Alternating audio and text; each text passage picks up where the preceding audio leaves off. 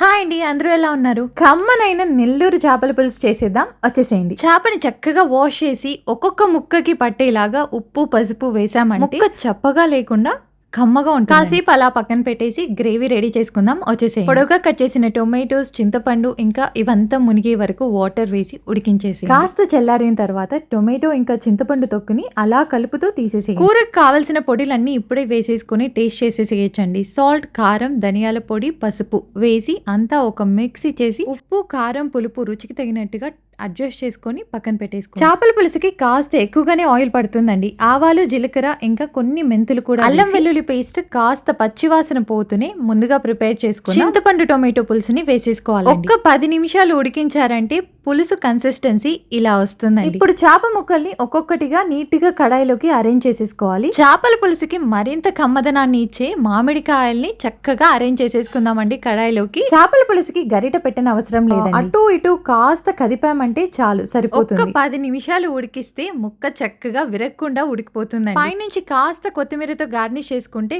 కమ్మనైన నెల్లూరు చేపల పులుసు రెడీ అయిపోతుంది. వేడి వేడి అన్నంలోకి అలా మామిడికాయ ముక్క ఇంకా పక్కన చేప ఉంటే ఆహా, అద్భుతం కదా.